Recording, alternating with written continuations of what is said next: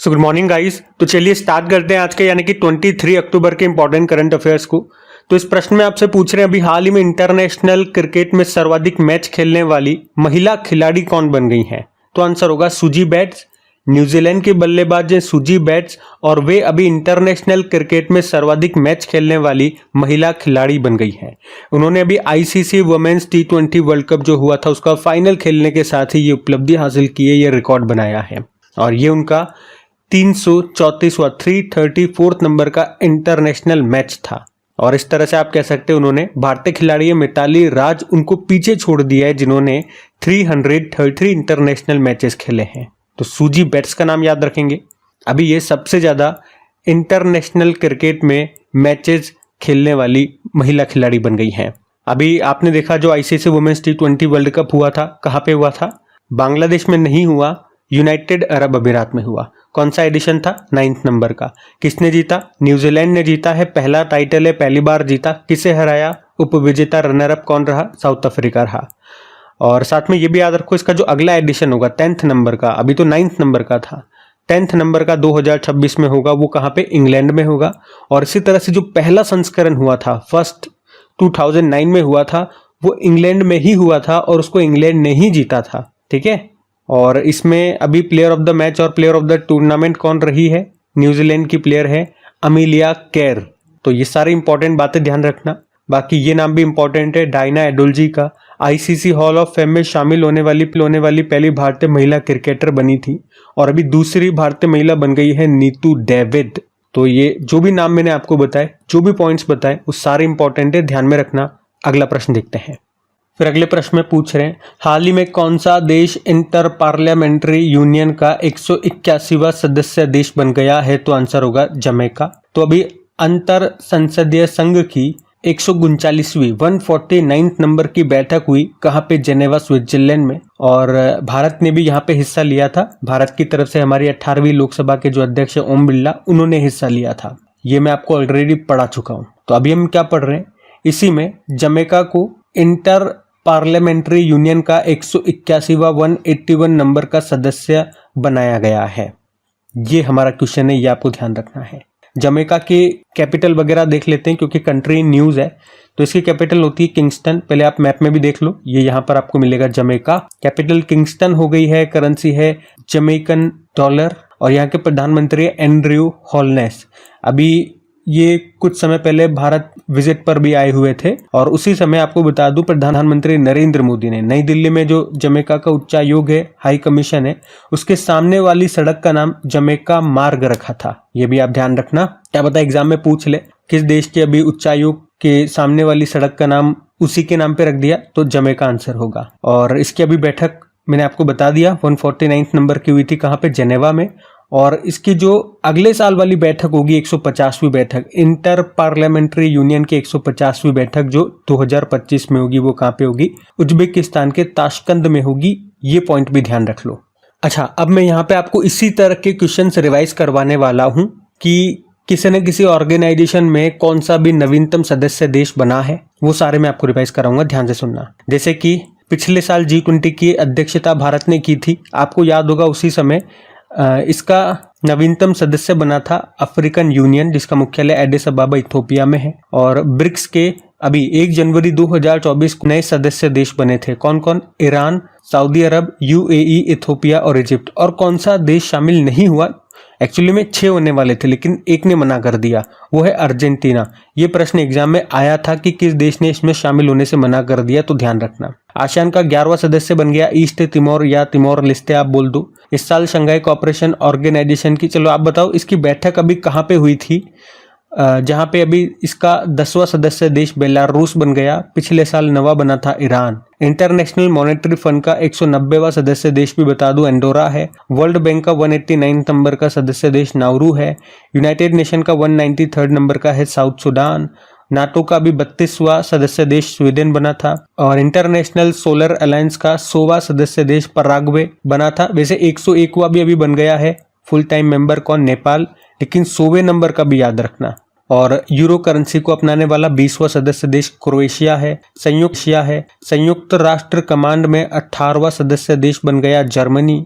New development bank का नया सदस्य बन गया है अल्जीरिया। और ये देखो इंटरनेशनल सोलर लाइंस मैंने बोला आपको आ गया 101वां नेपाल। और एशियन इंफ्रास्ट्रक्चर इन्वेस्टमेंट बैंक का नवीनतम सदस्य ये नाउरू बन गया 110वें नंबर का। और नाउरू ऊपर भी देखा था हमने, वर्ल्ड बैंक का 189 नंबर का सदस्य देश है ये। और आज हमने देखा इंटर पार्लियामेंट्री यूनियन का 181वां सदस्य देश जमैका बना। तो इस तरह से जब भी इस तरह का प्रश्न आता है, बार बार मैं ये सारे प्रश्न आपको रिवाइज कराता हूँ, इंपॉर्टेंट है, ध्यान में रखना। अगला प्रश्न देखते हैं। तो अगले प्रश्न में पूछ रहे हैं कि 2025 में 18वां प्रवासी भारतीय दिवस ये कहाँ पे आयोजित किया जाएगा? तो आंसर होगा भुवनेश्वर में। तो उड़ीसा की कैपिटल भुवनेश्वर में 8 से लेके 10 जनवरी 2025 तक 18वां प्रवासी भारतीय दिवस आयोजित किया जाएगा, मनाया जाएगा। और प्रधानमंत्री नरेंद्र मोदी 9 जनवरी 2025 को यहीं पर प्रवासी भारतीय तीर्थ एक्सप्रेस को शुरू करेंगे, जो भारतीय विरासत से प्रवासी सदस्यों को जोड़ने की एक प्रमुख पहल होगी। प्रवासी भारतीय दिवस 9 जनवरी को मनाते हैं। पिछली बार जो 17वां प्रवासी भारतीय दिवस आयोजित किया गया था वो इंदौर में किया गया था। इस बार वाला 2025 में जो 18वां होगा वो भुवनेश्वर में होगा। ये ध्यान रखना है आपको, ये इंपॉर्टेंट प्रश्न रहेगा। जब ये इंदौर में हुआ था ना, उस वक्त एग्जाम में पूछा गया था ये प्रश्न। तो अब ये भुवनेश्वर वाला भी एग्जाम में पूछा जाएगा, तो इंपॉर्टेंट मार्क कर लेना इसको, है ना। कौन सा संस्करण होगा? 18वां होगा। और कहाँ पे? भुवनेश्वर, जो कि उड़ीसा की कैपिटल है। अगला प्रश्न देखते हैं। तो अगले में पूछ रहे कि ओडिशा में आने वाले भीषण चक्रवाती तूफान जिसका नाम दाना है, इसका नामकरण किसने किया? तो आंसर हो जाएगा सऊदी अरब ने। चक्रवात का नाम है दाना। ये कहाँ से उठा है, कहाँ बना है? बंगाल की खाड़ी में। और ये उड़ीसा से टकराने वाला है, उड़ीसा की तरफ बढ़ रहा है। 120 किलोमीटर प्रति घंटे की स्पीड से बढ़ रहा है। और इसका नाम किसने रखा? सऊदी अरब ने रखा है, जिसका अर्थ होता है उदारता या लिबर्टी। ये एक अरबी शब्द है। अच्छा, तूफान यानी कि चक्रवात की बात है, तो इस साल कौन कौन से तूफानों के बारे में हमने पढ़ा था करंट अफेयर्स में? कौन कौन से तूफान आए वो देखो, एक बार रिवाइज करते हैं। शानशान नाम का चक्रवात याद है, जापान में आया था। एम्पिल भी जापान में ही आया था इसी साल। अल्वारो ये मेडागास्कर से टकराया था, 2024 का पहला चक्रवात हमने पढ़ा था। रेमल ये उठा कहाँ पे था? बंगाल की खाड़ी में। इसका नाम ओमान ने रखा था। रेमल का मतलब होता है रेत। और अरब सागर में अभी असना नाम का चक्रवात आया था, ये इंपॉर्टेंट रहेगा देखना। और पाकिस्तान ने इसका नाम रखा था, जिसका मतलब होता है स्वीकार करना या प्रशंसा करने योग्य। सुपर साइक्लोन यागी आया था अभी, ये चाइना वियतनाम वगैरह से टकराया था। और आपको याद होगा भारत ने यहाँ पे प्रभावित देशों की मदद करने के लिए एक ऑपरेशन चलाया था, ऑपरेशन सद्भाव उसका नाम है, ये याद रखना। हेलेन और मिल्टन ये भी अमेरिका में आए थे। पिछले साल भी कुछ इंपॉर्टेंट तूफान हमने देखे, मैं आपको रिवाइज करवाऊं तो जैस्पर आया था ऑस्ट्रेलिया में। मिचांग बंगाल की खाड़ी में आया था, नाम रखा था म्यांमार ने। हेमून या हामून बंगाल की खाड़ी में आया था, नाम ईरान ने रखा था। तेज अरब सागर में आया था, भारत ने नाम रखा था। बिपरजॉय अरब सागर में आया था, बांग्लादेश ने नाम रखा था। और मोचा बंगाल की खाड़ी में आया था, यमन ने उसका नाम रखा था। तो ये ध्यान में रखना। अगला प्रश्न देखते हैं। तो अगले में पूछ रहे हैं अभी वर्ल्ड स्टील एसोसिएशन के अध्यक्ष कौन बन गए हैं? तो आंसर होगा टीवी नरेंद्रन। और इंपॉर्टेंट क्वेश्चन मार्क करना, बताता हूं क्यों। क्योंकि टीवी नरेंद्रन इस पद पर आने वाले दूसरे भारतीय बन गए हैं। क्या बन गए वैसे तो ये याद रखना, पहले तो वर्ल्ड स्टील एसोसिएशन के नए अध्यक्ष बन गए।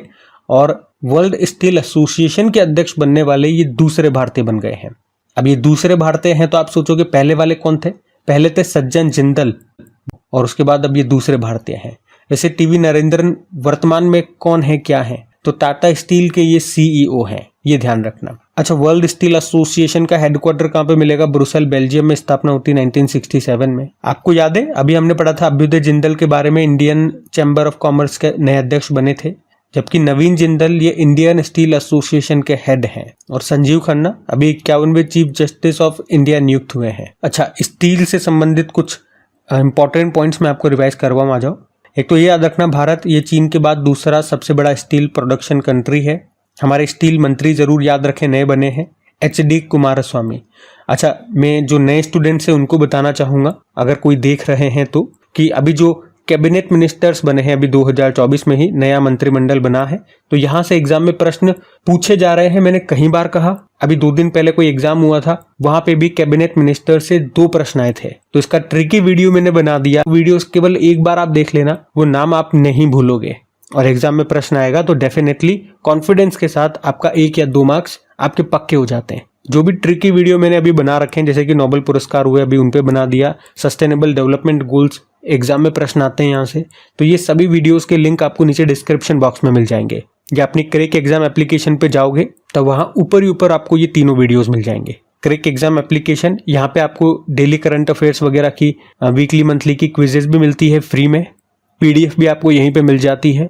तो एप्लीकेशन को डाउनलोड कर लीजिएगा, उसका लिंक आपको नीचे डिस्क्रिप्शन बॉक्स में ही मिलेगा। बाकी टेलीग्राम को भी ज्वाइन करके रख लीजिए ताकि आपको कोई भी नोटिफिकेशन मिस ना हो, ठीक है। और सेशन पसंद आए तो प्लीज वीडियो को लाइक जरूर कीजिएगा। दोस्तों के साथ में स्टडी ग्रुप में एक बार शेयर जरूर कर देना मेरे दोस्त। बाकी मैं आपको ये रिवाइज करवा रहा था। चलो, कौन है हमारे स्टील मंत्री? HD कुमारस्वामी। और अभी स्टील मंत्रालय में नए सचिव बन गए संदीप पौंड्रिक, ये भी अभी नया अपॉइंटमेंट है। आपको पता है भारत का पहला स्टील प्लांट ये कौन सा है, कब बना था? तो ये जमशेदपुर झारखंड में 1907 में बना था, जिसका नाम है टिस्को। इसको बनाया था जमशेदजी टाटा ने। टिस्को मतलब Tata iron and steel company. आपको पता है दुर्गापुर लौह इस्पात संयंत्र, ये आपको मिलेगा पश्चिम बंगाल में, इंग्लैंड की सहायता से बनाया गया था। राउरकेला लौह इस्पात संयंत्र उड़ीसा में है, जर्मनी की सहायता से बना था। और भिलाई लौह इस्पात संयंत्र छत्तीसगढ़ में है, USSR की मदद से बना था। और ये तीनों के तीनों सेकेंड 5 ईयर प्लान में बने थे। बाकी बोकारो लौह इस्पात संयंत्र झारखंड में है, ये भी USSR की सहायता से थर्ड 5 ईयर प्लान में ये बना था। और राष्ट्र इस्पात निगम लिमिटेड का मुख्यालय आपको विशाखापत्तनम में मिलेगा। अच्छा, आप बताओ राष्ट्रीय इस्पात निगम के अभी नए अध्यक्ष बने थे, उनका नाम क्या है? देखते हैं किस किस को पता है। बाकी देश की पहली स्टील सड़क ये सूरत में बनाई गई थी। Steel man of India Jamshed J Irani को कहते हैं, याद रखना, निधन हो चुका है वैसे। भारत का पहला green hydrogen plant in stainless steel sector, ये आपको मिलेगा जिंदल स्टील प्लांट हिसार में। रेस्पॉन्सिबल स्टील सर्टिफिकेशन हासिल करने वाला भारत का पहला प्लांट बना था टाटा स्टील जमशेदपुर वाला। इंडियन स्टील एसोसिएशन के प्रेसिडेंट, ये मैंने आपको बता ही दिया, नवीन जिंदल है। वर्ल्ड स्टील एसोसिएशन में देख ले 1967 में स्थापना होती है, ब्रुसेल बेल्जियम में मुख्यालय है। आज तो हमने अध्यक्ष भी पढ़ लिए, टीवी नरेंद्रन उनका नाम है। बाकी केंद्र सरकार ने 2024 तक, याद रखना, कितने मिलियन टन घरेलू इस्पात उत्पादन का लक्ष्य रखा? 500 मिलियन टन। और टाटा स्टील ने भारत की सबसे बड़ी ब्लास्ट फर्नेस सुविधा शुरू की थी उड़ीसा के कलिंगनगर में। सारे पॉइंट्स ध्यान में रखिएगा। अगला प्रश्न देखते हैं। फिर पूछ रहे हैं, हाल ही में जारी आर्थिक स्वतंत्रता सूचकांक में भारत कौन से स्थान पर है? तो आंसर होगा 84 नंबर पर। आर्थिक स्वतंत्रता सूचकांक यानी कि इकोनॉमिक फ्रीडम इंडेक्स किसने जारी किया? कनाडा का एक संस्था है फ्रेजर इंस्टीट्यूट, उसी ने। और यहाँ पे जो इसने ये डेटा जारी किया है 2022 के आंकड़ों के आधार पर है। इसके अनुसार ये बताया जाता है कि आर्थिक रूप से कौन कितना मुक्त देश है, इकोनॉमी बेसिस पे कौन कितना फ्री देश है, मतलब कहाँ पे रूल्स और रेगुलेशन की कम बात होती है। तो इस मामले में पहले स्थान पर हांगकांग है, सबसे इकोनॉमिकली फ्री देश है। दूसरे स्थान पर सिंगापुर है, तीसरे पे स्विट्जरलैंड है। टोटल इस लिस्ट में 165 कंट्रीज हैं और सबसे आखिरी वाला 165 नंबर पर वेनेजुएला को रखा गया है। अच्छा, भारत की रैंक क्या है? भारत इसमें 84 नंबर पर है। तो पहले पे हांगकांग है, भारत 84 पे है, लास्ट पे वेनेजुएला है।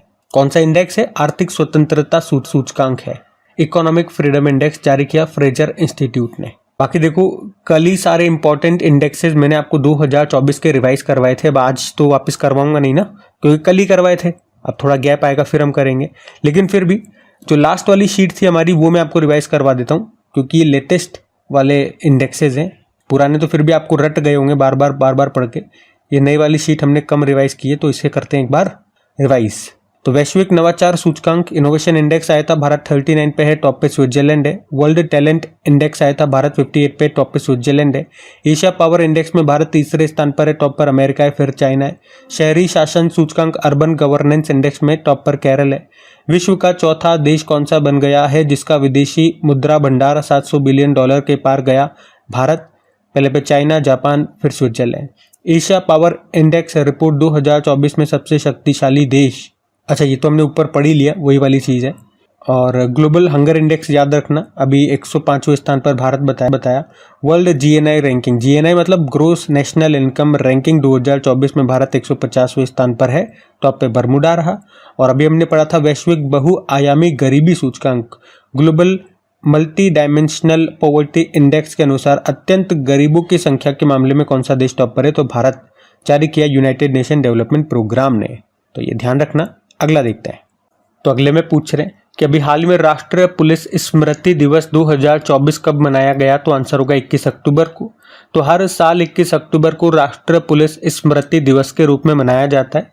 और 21 अक्टूबर को ही क्यों, क्योंकि 21 अक्टूबर 1959 को चीनी सैनिकों ने धोखे से हमला कर दिया था, जिस कारण हमारे कुछ पुलिसकर्मी शहीद हो गए थे। तो उन्हीं की याद में, उन्हीं के सम्मान में 21 अक्टूबर को हमने ये दिन मनाना शुरू किया। अच्छा, राष्ट्रीय पुलिस स्मारक ये कहाँ पर है पूछेंगे, तो नई दिल्ली में है, जिसका उद्घाटन खुद प्रधानमंत्री नरेंद्र मोदी ने 21 अक्टूबर 2018 को किया था। ये पॉइंट भी ध्यान रखना। अब अक्टूबर में कौन कौन से दिवस हमने मनाए, एक बार मैं आपको रिवाइज करवाऊं। तो 1 अक्टूबर को वृद्धजन दिवस, कॉफी डे और वेजिटेरियन डे। 2 अक्टूबर को अंतर्राष्ट्रीय अहिंसा दिवस और स्वच्छ भारत दिवस। 4 अक्टूबर विश्व पशु दिवस। 5 अक्टूबर वर्ल्ड टीचर डे और राष्ट्रीय डॉल्फिन दिवस। 7 अक्टूबर विश्व कपास दिवस। 9 अक्टूबर वर्ल्ड पोस्टल डे। 10 अक्टूबर विश्व मानसिक स्वास्थ्य दिवस, नेशनल पोस्टल डे और वर्ल्ड साइट डे। 11 अक्टूबर अंतर्राष्ट्रीय बालिका दिवस। 12 अक्टूबर विश्व पक्षी प्रवासी दिवस, वर्ल्ड माइग्रेटरी बर्ड डे। 13 अक्टूबर को अंतर्राष्ट्रीय आपदा जोखिम न्यूनीकरण दिवस। 13 अक्टूबर स्तन कैंसर जागरूकता दिवस। 14 अक्टूबर को विश्व मानक दिवस, वर्ल्ड स्टैंडर्ड्स डे। 15 अक्टूबर विश्व छात्र दिवस। 16 अक्टूबर वर्ल्ड एनेस्थीसिया डे और वर्ल्ड फूड डे भी होता है। 17 अक्टूबर को गरीबी उन्मूलन के लिए अंतर्राष्ट्रीय दिवस। 20 अक्टूबर को विश्व सांख्यिकी दिवस और 21 अक्टूबर को एक वर्ल्ड आयोडीन डेफिशिएंसी डे भी मनाया। और 21 अक्टूबर को राष्ट्रीय पुलिस स्मृति दिवस भी मनाते हैं, ध्यान रखना। अगला प्रश्न देखते हैं। फिर आपसे पूछ रहे हैं, हाल ही में ट्रैफिक नियमों के उल्लंघन पर नजर रखने के लिए सिटीजन सेंटिनल ऐप को किसने लॉन्च किया, तो आंसर होगा केरल ने। तो एप्लीकेशन का नाम है सिटीजन सेंटिनल ऐप, इसे केरल ने लॉन्च किया है।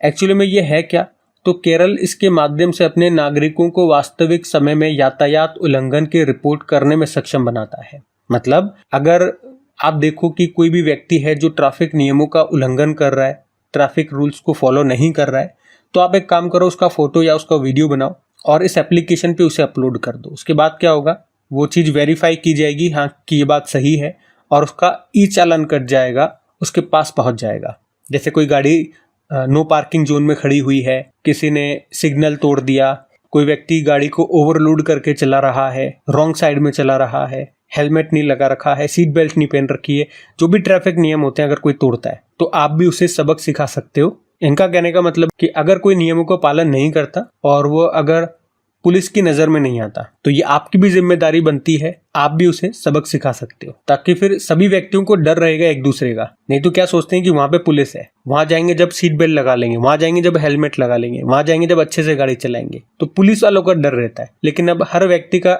डर रहेगा, हर व्यक्ति उसे पुलिस वाला नजर आएगा कि कहीं पर भी वो पकड़ा जा सकता है, तो वो नियम से चलेगा। इसके अलावा एक और पॉइंट जोड़ लो यहाँ पे कि ये छत्तीसगढ़ और उड़ीसा के बाद सिटीजन सेंटिनल ऐप को लागू करने वाला ये तीसरा राज्य बना है केरल। अब केरल की बात है तो ले चलता हूँ आपको केरल। ये रहा मैप में केरल। देखो, केरल की कैपिटल तिरुवनंतपुरम है, मुख्यमंत्री है पिनाराई विजयन और गवर्नर है आरिफ मोहम्मद खान। यहाँ का राजकीय पशु हाथी है, पक्षी है ग्रेट हॉर्नबिल, पुष्प है कोनिकोना, वृक्ष है नारियल का, फल है कटहल, मछली है ग्रीन क्रोमाइड। यहाँ पे आपको साइलेंट वैली नेशनल पार्क मिलेगा, Periyar national park, Eravikulam national park, Anamudi Shola national park मिल जाएगा। इडुक्की डैम यहीं पर है पेरियार नदी पर। क्लासिकल डांस यहाँ के कथकली मोहिनीअट्टम है, क्लासिकल लैंग्वेज है मलयालम। और यहाँ पे कुछ फेस्टिवल्स की बात करें तो ओणम मनाया जाता है, त्रिशूरपुरम फेस्टिवल होता है, टुकल पोंगल होता है, मकर विलक्कू त्योहार होता है, विशु उत्सव होता है। पहला अंतर्राष्ट्रीय समुद्र तट महोत्सव मनाया गया था। केरल के समुद्री तट को मालाबार तट कहते हैं, तो तमिलनाडु के समुद्री तट को कोरोमंडल तट कहते हैं। कुछ करंट अफेयर्स के प्रश्न भी देखेंगे। तो आपको याद है नेगोशिएबल इंस्ट्रूमेंट एक्ट के मामलों को संभालने के लिए देश का पहला डिजिटल कोर्ट कहाँ पे शुरू हुआ? केरल। केरल टूरिज्म ने ICRT गोल्ड अवार्ड जीता था।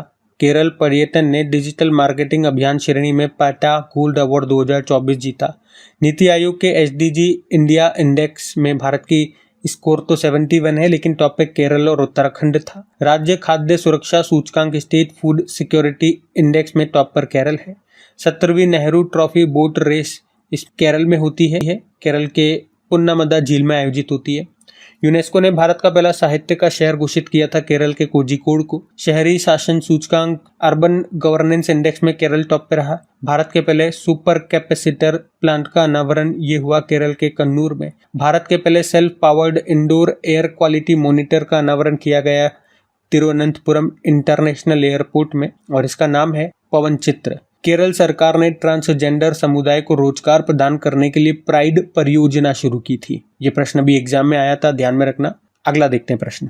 फिर अगले में पूछ रहे हैं, हाल ही में स्वदेशी लोगों को भूमि अधिकार प्रदान करने के लिए मिशन वसुंधरा 3.0 कहाँ पे शुरू हुआ है? तो आंसर होगा असम में। तो अभी असम के जो मुख्यमंत्री हेमंत बिस्वा शर्मा, उन्होंने मिशन वसुंधरा 3.0 को शुरू किया है।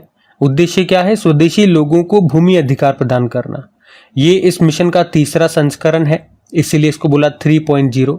जो पहला हुआ था वो 2021 में हुआ था, दूसरा संस्करण 2022 में, अभी 2024 में ये तीसरा संस्करण हो रहा है। उद्देश्य याद रखना, स्वदेशी लोगों को भूमि अधिकार प्रदान करना इसका मुख्य उद्देश्य है। किसने शुरू किया? असम ने। तो ले चलता हूं मैं आपको असम। ये रहा मैप में असम। देखो, असम की कैपिटल दिसपुर है। मुख्यमंत्री हेमंत बिस्वा शर्मा, गवर्नर कौन है? लक्ष्मण प्रसाद आचार्य। यहाँ का राजकीय पशु एक सिंग वाला गेंडा है, पक्षी है व्हाइट विंग्ड वुड डक, वृक्ष है होलोंग, पुष्प है फॉक्सटेल ऑर्किड और फल है काजी नींबू। यहाँ के लोक नृत्य की बात करें तो बिहू नृत्य होता है, बगरुम्बा होता है, भोर होता है। शास्त्रीय नृत्य क्लासिकल डांस सतरिया है। और कुछ त्योहारों की बात करें तो बिहू महोत्सव हो गया, वांचुआ महोत्सव हो गया, बेखो उत्सव हो गया। असम का 7वां नेशनल पार्क या देश का सबसे नवीनतम नेशनल पार्क है देहिंग पटकई नेशनल पार्क। इससे पहले छठा बना था Raimona national park, Kaziranga national park, Nameri, Manas, Dibru Saikhowa, Orang national park, ये सब यहीं पर है। भारत का पहला तेल का कुआं कहाँ पे खोजा गया था? प्रश्न एग्जाम में आ चुका है, दिग्बोई असम में। भारत का सबसे लंबा नदी पुल, याद रखना मैं यहाँ पे नदी पुल की बात कर रहा हूँ, सी ब्रिज की बात नहीं कर रहा। सी ब्रिज तो अटल सेतु है जो मुंबई में बना है। यहाँ पे रिवर ब्रिज की हम बात कर रहे हैं तो ये भूपेन हजारिका है, जिसे डोलो सादिया पुल भी कहते हैं, जिसकी लंबाई 9.15 किलोमीटर लोहित नदी पर है। तो ये तो स्टैटिक देख लिए, कुछ करंट अफेयर्स के प्रश्न भी देखें यहाँ से। तो भारत का पहला ई फिश मार्केट ऐप फिश वाले को लॉन्च किया था असम ने। अभी असम के गुवाहाटी में दुनिया का पहला आनुवांशिक रूप से संशोधित जेनेटिकली मॉडिफाइड रबड़ का पौधा लाया गया था। अमृत वृक्ष आंदोलन ऐप यहाँ पे लॉन्च हुआ। मोइदम, इसको भारत का 43वां यूनेस्को विश्व विरासत स्थल घोषित किया गया था। असम में ही दुनिया का पहला आनुवांशिक रूप से ईत हो गया, ये तो ऊपरी देख लिया हमने, है ना। और पूर्वोत्तर भारत के पहले कंप्रेस्ड बायोगैस प्लांट का उद्घाटन भी यहाँ पे हुआ। नदियों में नाइट नेविगेशन मोबाइल ऐप को लॉन्च करने वाला पहला राज्य है ये। अभी हमारे जो गृह मंत्री अमित शाह, उन्होंने असम के ब्रेव हार्ट लचित बोरफुकन के नाम पर बुक लॉन्च की थी, जिसको लिखा था अरूप कुमार दत्ता ने। और असम के जोरहाट में प्रधानमंत्री नरेंद्र मोदी ने लचित बोरफुकन की स्टैचू लॉन्च की थी, उद्घाटन किया था, जिसकी ऊंचाई 125 फुट। मुख्यमंत्री निजुत मोइना असोनी योजना शुरू हुई। डूरंड कप 2024, डूरंड कप का संबंध फुटबॉल से, याद रखना। इसको अभी जीत लिया। गुवाहाटी के north east United football club ने मोहन बागान को हराया था। टाटा इलेक्ट्रॉनिक्स कंपनी भारत में 2 सेमीकंडक्टर प्लांट लगाएगी, एक तो गुजरात के धोलेरा में होगा और एक असम के मोरीगांव में। कटी बिहू मनाया हमने देखा, और ये प्रश्न भी एग्जाम में आया भी था। और भारत का दूसरा सबसे बड़ा तितली विविधता केंद्र किसे घोषित किया गया? तो काजीरंगा नेशनल पार्क को, जबकि पहला वाला अरुणाचल प्रदेश का नामदफा नेशनल पार्क है। ये लेटेस्ट अभी हमने पढ़ा था। तो ये असम के सारे इंपॉर्टेंट करंट अफेयर्स भी हमने रिवाइज कर लिए, ध्यान रखना। अगला प्रश्न देखते हैं। फिर अगले में पूछ रहे हैं, अभी हाल ही में 27वीं अखिल भारतीय वन खेल प्रतियोगिता में ओवरऑल चैंपियन कौन बना है? तो आंसर होगा छत्तीसगढ़। देखो, ये अखिल भारतीय वन खेल प्रतियोगिता का आयोजन अभी हुआ था 16 से लेकर 20 अक्टूबर 2024 तक, और इस बार ये इसका 27वां संस्करण था। कहाँ पे हुआ? रायपुर, छत्तीसगढ़ में ही। और इसमें ओवरऑल चैंपियन यानी कि पहले स्थान पे छत्तीसगढ़ ही रहा। इसने यहाँ पे 98 गोल्ड जीते, 44 सिल्वर, 33 ब्रोंज, यानी कि टोटल 175 मेडल जीते हैं। तो पहले पे छत्तीसगढ़ है, दूसरे पे केरल है और तीसरे पे मध्य प्रदेश है। कौन सी प्रतियोगिता है? अखिल भारतीय वन खेल प्रतियोगिता। इस बार इसका 27वां संस्करण था, छत्तीसगढ़ में हुआ, ये याद रखना। तो आज का सेशन यहीं पे समाप्त करते हैं। उम्मीद करूंगा सेशन अच्छा लगा होगा। अच्छा लगे तो प्लीज वीडियो को लाइक जरूर कर देना, भूल गए हो तो मैं याद दिला दूं एक बार। और इन सभी का क्विज बना करके अपलोड कर दिया गया आपकी क्रिक एग्जाम एप्लीकेशन पे। जाइए और इनकी प्रैक्टिस कीजिए अच्छे से और देखिए कि अभी जो आपने पढ़ा है उसमें से कितने प्रश्न आपको याद हैं। उसके अलावा जो पीछे वाले दिनों की क्विजेज है उनको भी लगाते रहिए, अपना रिवीजन करते रहिए, ताकि कोई गलती होगी तो हैंड टू हैंड पकड़ाई में आ जाएगी, एग्जाम टाइम पे वो गलती नहीं होगी। और उसी से बचने के लिए ये टेस्ट हम लगाते हैं, क्विज वगैरह सॉल्व करते हैं। लिंक डिस्क्रिप्शन बॉक्स में है। पीडीएफ के लिए टेलीग्राम डाउनलोड कर लीजिए, नोटिफिकेशन आपको वहाँ पे मिलते रहते हैं, तो कोई भी नोटिफिकेशन मिस नहीं होगा। मतलब आप कह सकते हो नोटिफिकेशन पाने के लिए सबसे बेस्ट चीज़ है टेलीग्राम। सबसे पहले आपको पीडीएफ अपनी क्रिक एग्जाम एप्लीकेशन पे मिलेगी, टेलीग्राम पे लेट अपलोड होती है। तो चलो भी कल के करंट अफेयर्स का क्विक रिवीजन कर लेते हैं और सेशन भी एंड करते हैं। तो पहला प्रश्न पूछा था, इंडियन चैम्बर ऑफ कॉमर्स के नए अध्यक्ष बन गए Abhyuday Jindal. Mountain mammals of world नाम की बुक को लिखा एम के रंजीत सिंह ने। फिर पूछा, भारत और किस देश के बीच नसीम अल बहर अभ्यास हुआ? भारत ओमान के बीच। 50 अंतर्राष्ट्रीय गोल करने वाली पहली भारतीय महिला फुटबॉलर बन गई बाला देवी। आईआईटी मद्रास ने अपना पहला अंतर्राष्ट्रीय अनुसंधान केंद्र कहाँ पर खोलने की घोषणा की? तो यूनाइटेड अरब अमीरात। इंडोनेशिया के नए राष्ट्रपति बन गए प्रबोवो सुबियांतो। साउथ कोरिया और किस देश को वर्ष 2025 में FTSE रसेल के EMGB इंडेक्स में शामिल करने की घोषणा की? तो भारत। और विश्व आयोडीन अल्पता दिवस ये मनाया 21 अक्टूबर। लाइट हाउस टूरिज्म कॉन्क्लेव 2024 का आयोजन हुआ उड़ीसा में। और आखिरी प्रश्न पूछा, वैज्ञानिकों ने किस ग्रह के पहले ट्रोजन क्षुद्र ग्रह की खोज की? तो शनि, सैटर्न। चलो भी कल का भी होमवर्क प्रश्न देखते हैं और सेशन एंड करते हैं। तो कल पूछा था, कोलंबो सुरक्षा सम्मेलन का 5वां सदस्य देश कौन सा बन गया है? तो आंसर होगा बांग्लादेश। आप सभी ने प्रश्न का बिल्कुल सही उत्तर दिया। अब ये रहा आज का आपका होमवर्क प्रश्न।